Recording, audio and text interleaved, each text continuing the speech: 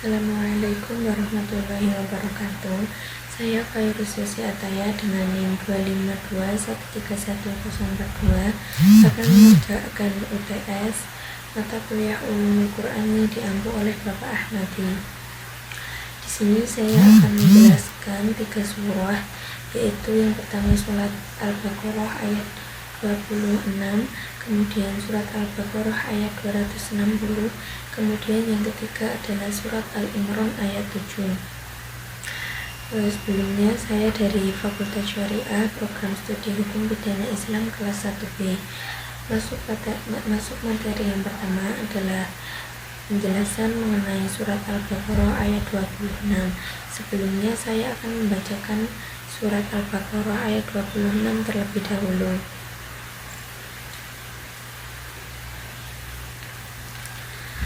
A'udzu billahi minasyaitonir rajim.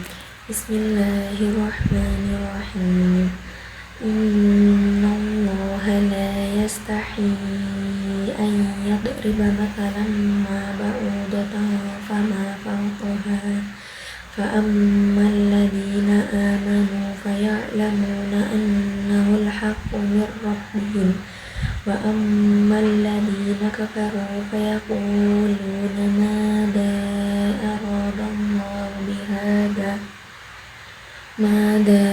aradallahu bihada mathala yudillu bihi katsiran wa yahdi bihi katsiran wa ma yudillu bihi illa al-fasiqin. Ayat ini mempunyai arti sesungguhnya Allah tidak malu membuat perumpamaan berupa nyamuk atau yang lebih kecil dari itu. Adapun orang-orang yang beriman, mereka tahu bahwa itu adalah kebenaran dari Tuhan mereka. Tetapi orang-orang yang kafir berkata, apakah maksud Allah dengan perumpamaan ini? Dengan perumpamaan ini, banyak orang yang dibiarkan sesat, dan dengan itu pula banyak orang yang diberi petunjuk. Dan Allah tidak akan membiarkan sesat kecuali orang-orang yang fasik. Ulasan ilmiah singkat mengenai ayat ini adalah ayat ini menjelaskan tentang fungsi dan tujuan amsal Al-Quran atau perumpamaan dalam Al-Quran. Ayat ini diturunkan sebagai respon terhadap orang-orang, terutama kepada kaum munafik yang mencemooh perumpamaan Allah yang menggunakan makhluk kecil seperti nyamuk atau lalat sebagaimana pada ayat yang lain. Allah Subhanahu wa Ta'ala menegaskan bahwa Dia tidak malu menggunakan perumpamaan apapun, sekecil apapun makhluknya seperti nyamuk atau yang lebih kecil, yaitu virus. Untuk menyampaikan kebenaran ini menunjukkan bahwa nilai suatu perumpamaan terletak pada hikmah dan pelajaran yang dikandungnya, bukan pada ukuran objek perumpamaannya. Orang beriman menerima perumpamaan ini sebagai kebenaran dari Allah dan menggunakannya untuk memahami hukum dan pelajaran. Sedangkan orang kafir atau orang fasik yang menolak perumpamaan ini mencibir dan mempertanyakan hikmahnya. Perumpamaan dapat menyesatkan dan memberi petunjuk pada banyak orang.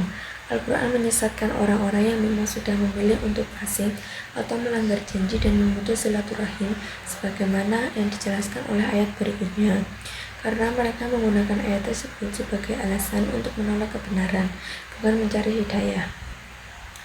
Inti renungan yang dapat diambil dari ayat di atas adalah perumpamaan dalam Al-Quran adalah alat bantu yang luar biasa untuk menjembatani ide-ide abstrak menjadi realitas yang nyata, yang mengajarkan kita untuk tidak meremehkan suatu ajaran hanya karena bentuk luarnya saja, seperti perumpamaan makhluk kecil, tetapi harus fokus pada makna mendalam di baliknya. Keimanan sejati ditunjukkan dari kesediaan menerima seluruh wahyu Allah, bahkan yang merasa aneh oleh akal yang sombong. Untuk selanjutnya adalah surat Al-Baqarah ayat 260 yang menceritakan kisah Al-Quran seperti kisah Nabi Ibrahim. Sebelumnya saya akan membacakan ayatnya terlebih dahulu.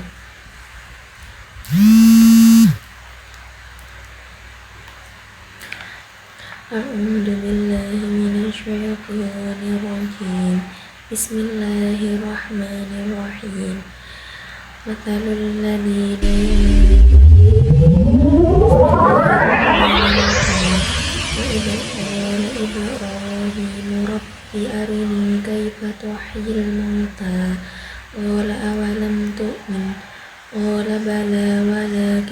ليطمئن قلبي قال فخذ أربعة من الطير فصرهن إليك ثم اجعل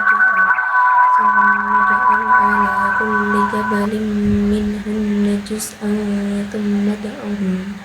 ثم دعهن يأتينك سعيا واعلم أن الله عزيز حكيم.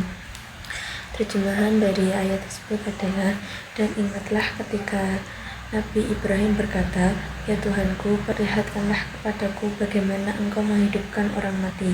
Allah berfirman, "Belum percayakah engkau?" Dia Ibrahim menjawab, "Aku percaya, tetapi agar hatiku tenang atau mantap." Allah berfirman, "Ambillah 4 ekor burung, lalu cincanglah semuanya olehmu. Kemudian letakkan di atas setiap bukit satu bagian dari daging burung tersebut. Kemudian panggillah mereka, niscaya mereka datang kepadamu dengan segera. Dan ketahuilah bahwa Allah Maha Perkasa lagi Maha Bijaksana." Ulasan ilmiah singkat dari ayat tersebut adalah, ayat ini menceritakan salah satu kisah Al-Quran yang membahas prinsip dasar akidah atau kebangkitan hari kiamat. Pertanyaan Nabi Ibrahim tersebut bukanlah berasal dari keraguan terhadap kekuasaan Allah, sebagaimana yang dijawab "aku percaya", melainkan keinginan untuk mencapai tingkatan keyakinan tertinggi, yaitu ainul yakin atau keyakinan dengan mata kepala sendiri. Setelah ilmu yakin atau keyakinan berdasarkan ilmu, Ibrahim ingin agar hatinya menjadi tenang atau mantap. Allah memerintahkan proses demonstrasi yang rinci, mencincang 4 ekor burung tersebut, meletakkannya di puncak bukit, lalu memanggilnya. Burung-burung itu hidup kembali dan datang dengan segera. Ini adalah bukti nyata kekuasaan Allah untuk menyusun kembali setiap partikel makhluk, tidak peduli seberapa terpisah atau hancurnya. Ayat ditutup dengan Maha Perkasa lagi Maha Bijaksana. Kekuatannya memungkinkan dia kembali hal mustahil atau menghidupkan kembali, dan kebijakannya Maha Bijaksana adalah menetapkan proses dan waktu kebangkitan itu sendiri.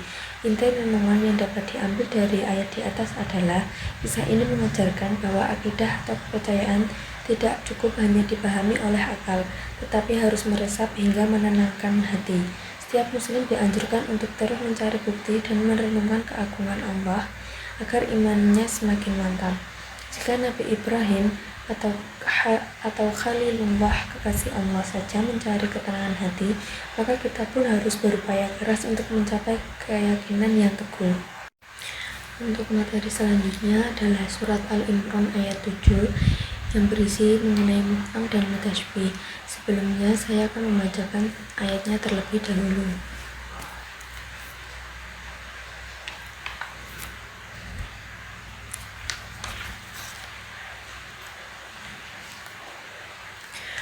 Bismillahirrahmanirrahim. Walladzi anzala 'alaikal kitaba minhu ayatun muhkamat hunna ummul kitabi wa ukhra mutasyabihat fa ammal ladzina fi qulubihim zayghun fayattabi'una ma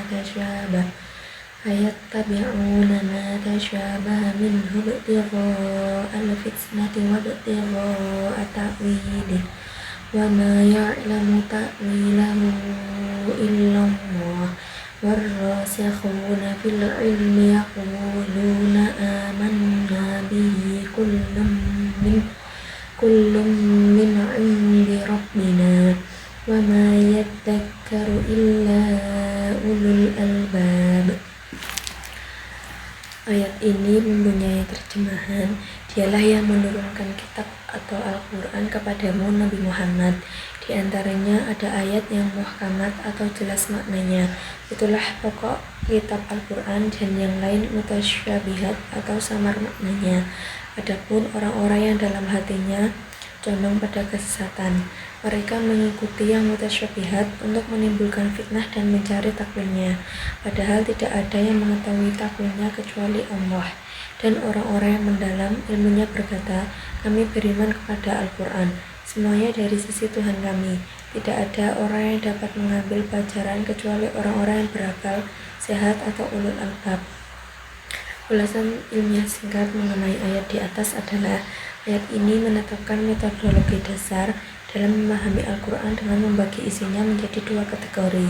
Yang pertama yaitu ayat muhkam atau ayat yang jelas, tegas, dan tidak memiliki makna ganda, misalnya hukum syariat. Ini adalah induk kitab yang menjadi rujukan utama. Yang kedua adalah ayat mutasyabih, ayat yang maknanya samar, sulit dipahami, atau memiliki beberapa kemungkinan penafsiran, misalnya ayat tentang sifat Allah atau hal-hal yang gaib. Ayat ini memberi peringatan keras kepada orang yang hatinya menyimpang pada kesesatan. Mereka mencari dan membesarkan ayat mutasyabih untuk menimbulkan fitnah dan menafsirkan seenaknya. Sikap orang yang mendalam ilmunya adalah mengimani keseluruhan Al-Quran. Mereka memahami ayat mutasyabih dengan merujuknya pada ayat muhkam dan menyerahkan hakikat takwilnya yang mendalam kepada Allah Subhanahu wa Ta'ala. Inti renungan yang dapat diambil dari ayat di atas adalah Al-Quran menuntun kita untuk bersikap rendah hati dalam menuntut ilmu. Kita harus fokus pada ayat muhkam yang menjadi dasar hukum dan petunjuk yang jelas. Ketika menghadapi ayat mutasyabih, kita harus menahan diri dari penafsiran yang gegabah dan menyerahkan pengetahuan hakiki kepada Allah, serta menjaga persatuan umat dari upaya mencari-cari celah untuk menimbulkan perpecahan dan fitnah. Anda dapat fitnah. Kemudian itu tadi yang dapat saya jelaskan mengenai tugas UTS Ulumul Quran yang berisi tentang penafsiran dari ketiga ayat tersebut. Dari saya, mohon maaf jika penyampaiannya kurang jelas. Wassalamualaikum warahmatullahi wabarakatuh.